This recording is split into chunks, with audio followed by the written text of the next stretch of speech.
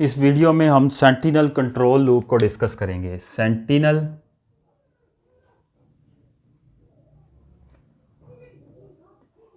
Control loop ऐसा loop जो sentinel value से कंट्रोल किया जाए उसको सेंटिनल लूप कहते हैं। सेंटिनल वैल्यू वो वैल्यू होती है जो लूप को किसी भी टाइम पर स्टॉप करने के लिए यूज़ होती है, और ये सेंटिनल कंट्रोल लूप उन सिचुएशंस में हम यूज़ करते हैं जहां पर हमें नंबर ऑफ़ आइट्रेशंस का पता नहीं होता। यूज़र पर डिपेंड करता है कि लूप को कितनी दफ़ा चलाना है। तीन बातें बोली।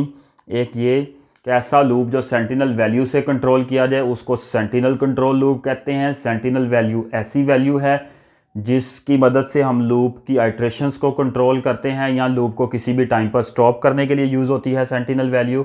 और थर्ड पॉइंट मैंने ये कहा कि ये ऐसे सिनेरियोज़ में बेस्ट है सेंटिनल कंट्रोल लूप जहां पर हमें नंबर ऑफ़ आइट्रेशंस का पता नहीं है। डेफिनेशन लिखते हैं। The loop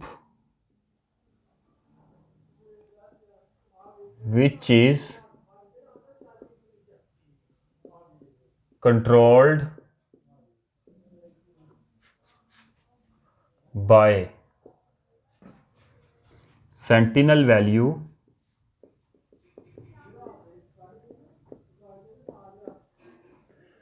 is called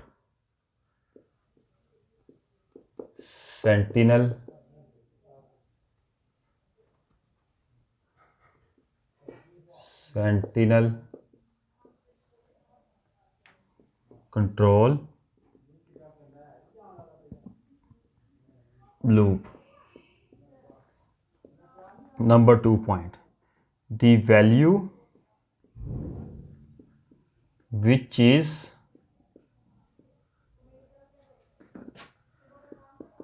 used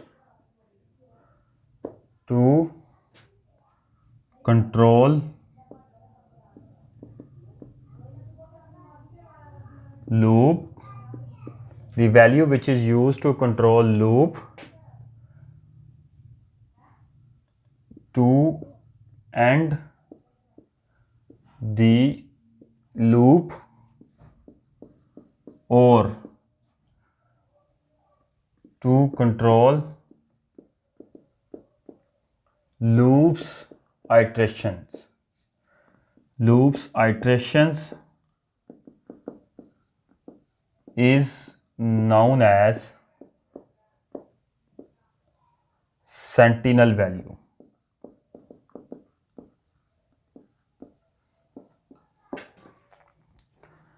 हमने कहा ऐसी वैल्यू जो लूप को कंट्रोल करती है लूप को एंड करने के लिए, और लूप और to control loops iteration, loops की आइट्रेशन को कंट्रोल करने के लिए ऐसी वैल्यू को हम क्या कहते हैं?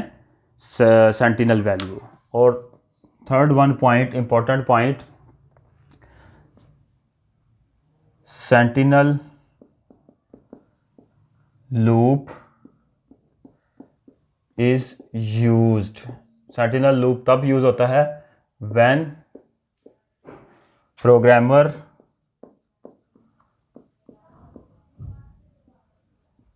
does not know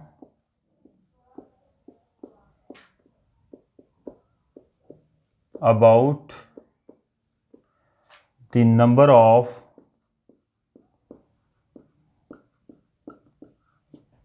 iterations.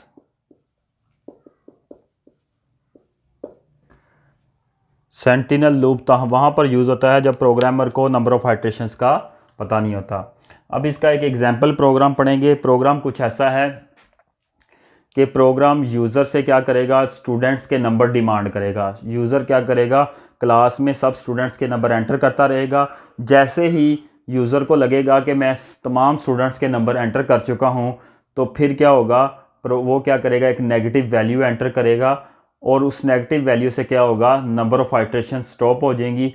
उसके बाद प्रोग्राम क्या करेगा? उन तमाम स्टूडेंट्स के मार्क्स को ऐड अप करेगा और उनका सम भी बताएगा, टोटल मार्क्स। बल्कि सम क्या कैलकुलेट करना है? सिर्फ उन तमाम स्टूडेंट्स के मार्क्स को कैलकुलेट करके उनका एवरेज कैलकुलेट करके आपको बता देगा आउटपुट में। तो बात ये है कि इन शॉर्ट कि एक प्रोग्राम लिखेंगे हम। इसकी स्टेटमेंट ये है, जो स्टूडेंट्स के नंबर डिमांड करेगा, तमाम स्टूडेंट के नंबर एंटर करने के बाद जब हम -1 करेंगे तो वो तमाम स्टूडेंट्स के नंबर्स को का एवरेज कैलकुलेट करके आपको दे देगा। जब तक हम -1 एंटर नहीं करते या नेगेटिव वैल्यू एंटर नहीं करते वह तब तक वो प्रोग्राम क्या करेगा, आपसे स्टूडेंट्स के मार्क्स मांगता रहेगा। स्टार्ट करते हैं प्रोग्राम।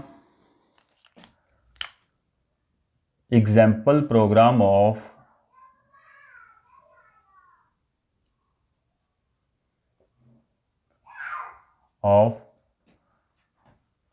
Sentinel control loop.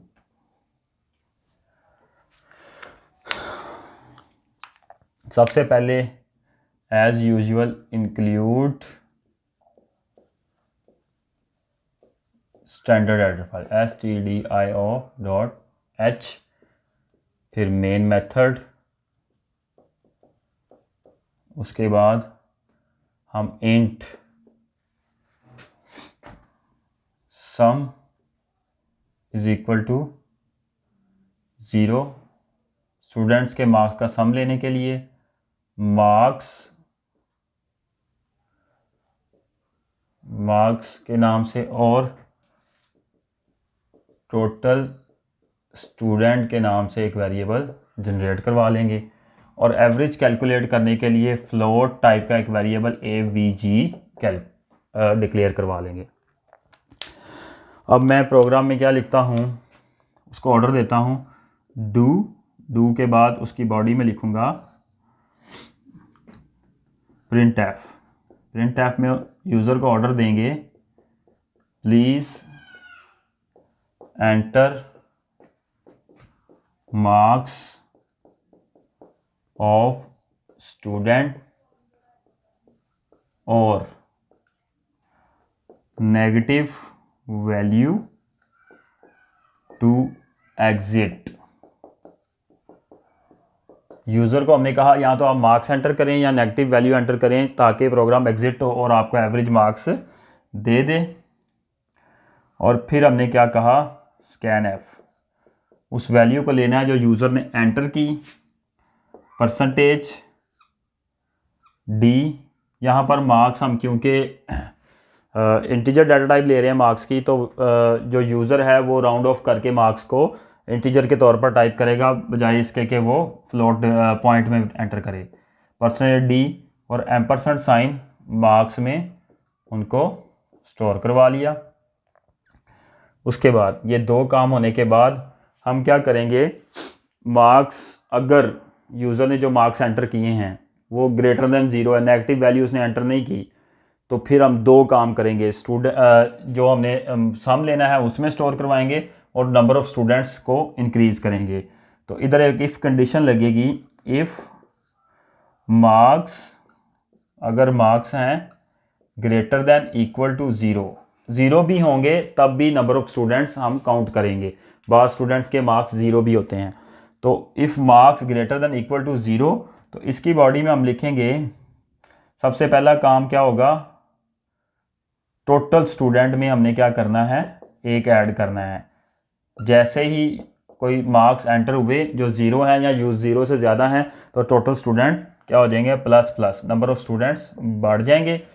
यानी कि पहला एंटर किया तो 1 होगा, दूसरा एंटर किया 2, जिस तरह ही वो वैल्यूज़ एंटर करता रहेगा नंबर ऑफ़ स्टूडेंट्स बढ़ते रहेंगे। और दूसरा सम प्लस इक्वल मार्क्स, यानी कि जो भी मार्क्स एंटर होते जाएं उनका सम किस में स्टोर, उन सारे मार्क्स कहाँ जाते जाएं, सम में ऐड अप होते जाएं। ये डू और इसके अंदर ये सारा काम करवा दिया। उसके बाद हमने यहाँ पर डू की बॉडी एंड की, ये वाली डू की बॉडी है और ये जो अंदर इफ लगाई उसकी बॉडी है। इसके बाद हम यहाँ पर सेंटिनल वैल्यू से कंट्रोल, हम कहेंगे वाइल, अगर क्या हो, मार्क्स जो यूज़र एंटर कर रहा है वो ग्रेटर देन इक्वल टू 0 हों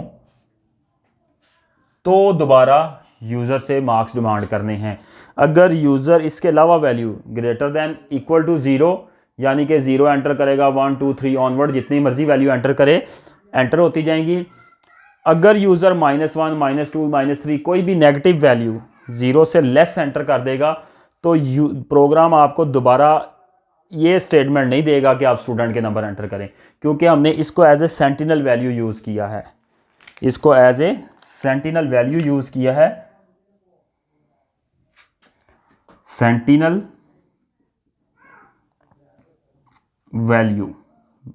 वैल्यू के तौर पर यूज़ किया है।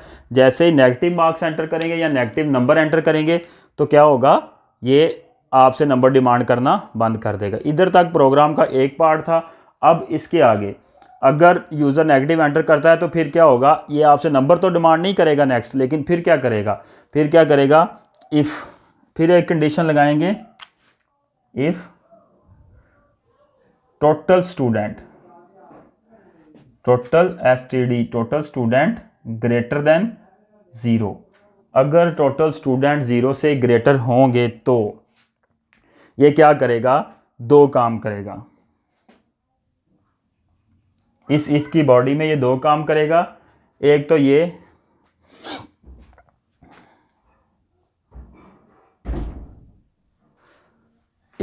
क्या रहेगा, एवरेज कैलकुलेट करेगा। एवरेज कैसे कैलकुलेट करेगा, AVG इज इक्वल टू जो हमारे पास सम था, टोटल सम, और सम को डिवाइड कर देगा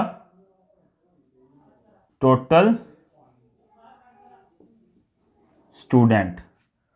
एवरेज कैलकुलेट करेगा और उसके बाद क्या करेगा, ये एवरेज को प्रिंट करेगा। इससे नेक्स्ट लाइन मैं ऊपर लिख देता हूं ताकि ये ना वो नीचे से नज़र ना आए। Average is equal to sum divided by total student, ये क्या हो जाएगा, एवरेज कैलकुलेट हो जाएगा। उसके बाद print f the average marks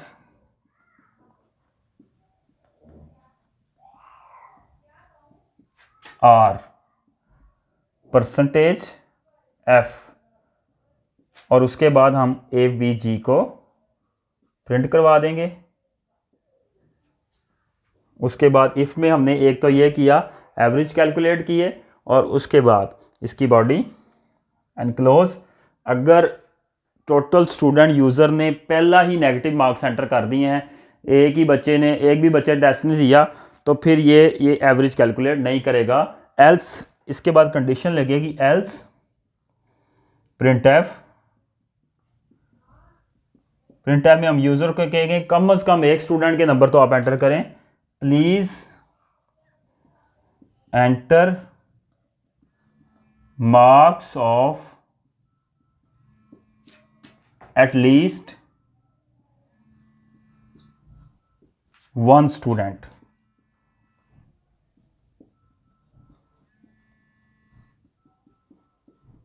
इसके बाद प्रोग्राम की बॉडी एंड।